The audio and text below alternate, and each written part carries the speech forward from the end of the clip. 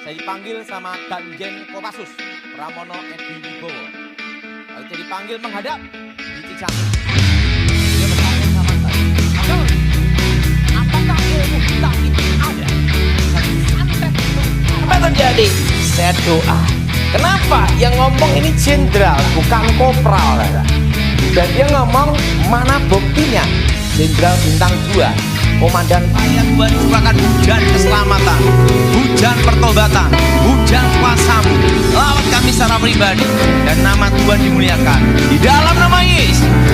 Yang seperti saya katakan, pas giliran saya ditanya, kamu ingin jadi apa?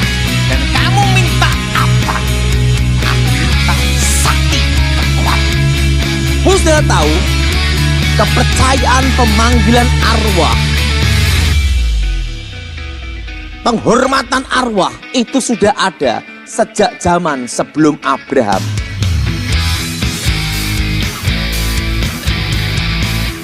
Salam Sobat Ministry Channel, terima kasih terus mendukung channel ini. Saat ini kita akan mendengarkan kesaksian pelayanan Tony. Namun terdahulu mari kita berdoa.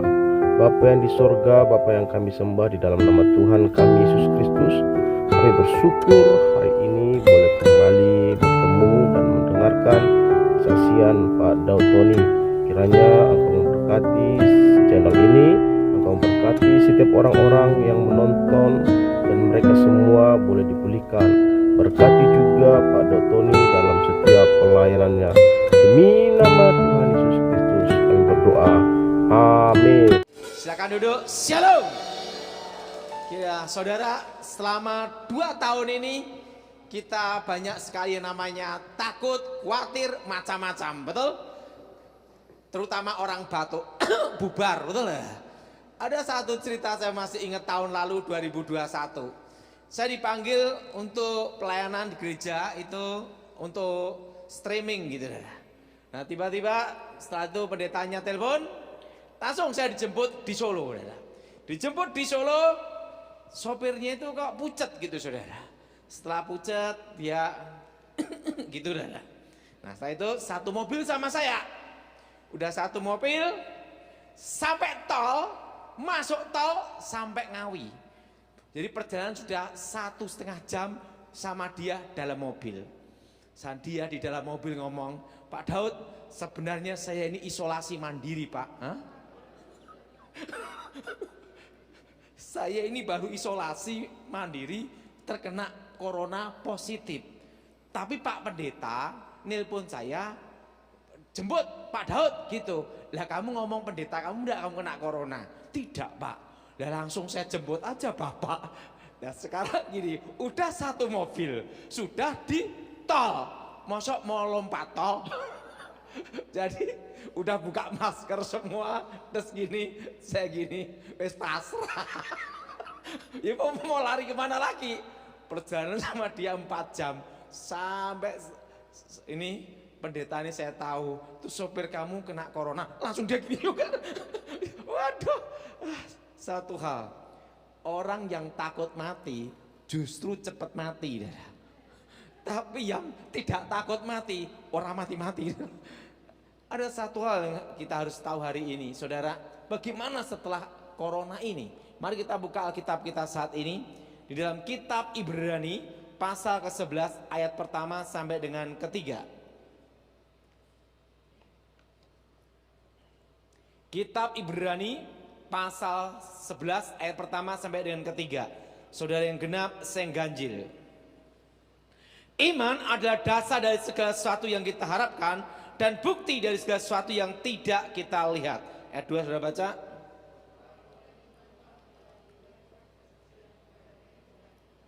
Karena iman kita mengerti bahwa alam semesta telah dijadikan oleh firman Tuhan, sehingga apa yang kita lihat telah terjadi dari apa yang tidak dapat kita lihat. Alkitab berkata dasar dari iman adalah harapan. Apa saudara? Nah, apapun tantangan, apapun badai, apapun resiko, apapun dalam hidupmu, yang tidak boleh hilang adalah satu, harapan. Karena iman dasar adalah harapan. Kalau orang sudah hilang harapan, itu yang paling berat. Sedih, stres, stroke selesai udah. Tapi dengan ada harapan, kita ada kekuatan untuk menghadapi segala tantangan. Amin. Nah, dan iman itu bicara tentang apa? Bahwa iman adanya pembelaan Tuhan, adanya pemeliharaan Tuhan. Sudah yang kasih dalam Tuhan, tentang pemeliharaan Tuhan, saya masih ingat satu pesan Tuhan yang tidak bisa saya lupakan dan dianggap orang gila waktu itu. Waktu itu saya masih lulus sekolah Alkitab tahun 96. Saya keliling plastik, kerja plastik, dan terkena suatu insiden kecelakaan. Waktu kecelakaan motor, saya dibawa Tuhan ke surga, ditunjukin tentang masa depan. Waktu ditunjukkan tentang masa depan, baru saya mengerti satu hal, saudara, bahwa hari-hari yang kita lalui di sana itu sudah ada dari awal sampai akhir hidup kita. Itu rekaman-rekaman apa yang akan terjadi. Bahkan saya bisa ngelihat anak saya, padahal saya belum kenal istri saya dan belum pacaran sama istri saya. Saya sudah ketemu anak saya. Waktu di surga saya ngelihat anak saya segini. Ini siapa Tuhan? Itu anakmu di masa depan. Bayangan, ketemu istri aja belum, udah ketemu anak. Di situ juga rekaman-rekaman apa yang terjadi atas bangsa Indonesia. Ditunjukkan apa yang akan terjadi. Terjadi seperti ini, itu seperti layar lebar seperti ini. Nah, di situ saudara, ada satu hal yang beritahu tentang masa akan datang. Bahwa Indonesia ini akan mengalami pemulihan. Amin. Nah, tetapi sebelum terjadi pemulihan, terjadi suatu krisis ekonomi. Nah, waktu itu ditunjukkan anginnya akan datang di 2018, 2019, dan 2020. Indonesia mengalami stagnat ekonomi dan ekonomi berhenti. Dan setelah itu mengalami stagflasi, ekonomi berhenti, daya beli masyarakat turun, harga-harga naik, inflasi. Tunjukkan tahun demi tahun, sampai 2035. Dari Indonesia akan pulih tahun berapa saudara? Tahun berapa? 2035.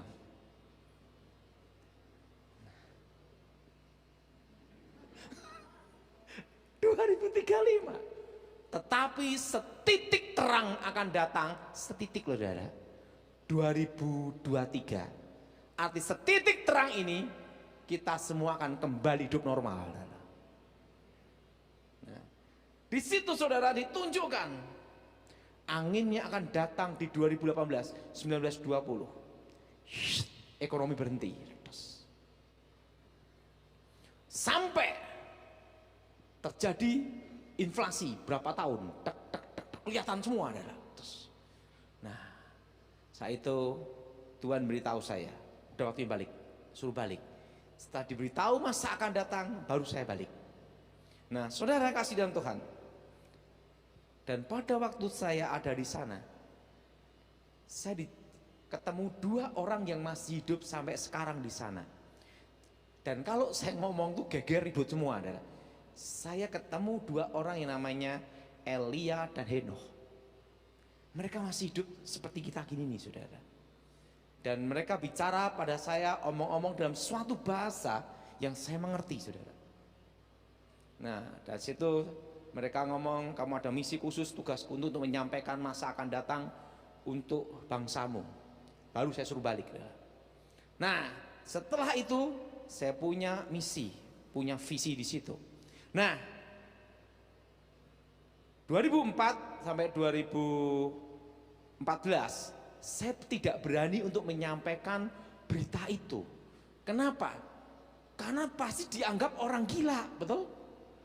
Dan 2004 itu saya masih menjadi pengaman presiden. Mau ngomong gimana nanti hubungannya nanti dengan komandan saya, Pramono Edi Wibowo. Kalau saya ngomong nanti takutnya media massa gimana, betul? Jadi waktu itu 2004 saya hanya diam aja saudara. Bahwa sudah ditunjukkan masa akan datang sampai 2035. Tapi bagaimana mau nyampaikan ini gimana? Ini kalau saya sampaikan, padahal komandan saya Edi Wibowo, Kasat waktu itu, dan Pak SBY kan saya bagian untuk pengamanan khusus. Kalau saya sampaikan gimana? Saya tidak berani menyampaikan, saudara. 10 tahun saya menjalankan tugas untuk operasi khusus, untuk pelayanan, operasi ini, saya jalani semua, saudara. Tapi saya mau menyampaikan itu tidak berani, saudara. Kenapa tidak berani? Karena kalau saya sampaikan, pasti ribut, betul tidak, saudara? Betul? Betul? Betul? Pro dan kontra. Dan apalagi saya bagian pengamanan khusus di situ. Dan waktu itu saya ngomong sama Letnan Jenderal Romulo Simbolon juga, saya mau menyampaikan, tidak berani saya. Waktu itu dia sebagai Wantimpres, Dewan Penasihat Presiden, Sekwan Presiden. Saya ngomong-ngomong, udah, saya tak diam. Nah, 2014, saya menemui Pak Gunawan Yusuf, Gulaku Sugar Group. Saya ngomong sama dia, Pak, saya ditunjukkan masa akan datang untuk bangsa ini. Tapi saya kalau menyampaikan, pasti dianggap orang gila. Dan waktu pro dan kontra, mental saya belum siap untuk itu. Kenapa? Karena saya kan masih di bawah Jenderal Pramono Edi 2014 sebelum gimana? Langsung Pak Gunawan begini, coba kamu utarakan. Nanti kamu sampaikan aja setelah kamu resign, tidak menjadi pengaman presiden lagi. Sekarang apa yang kamu lihat di masa depan supaya saya bisa menerjemahkan secara logika makroekonominya. Coba apa yang kamu lihat?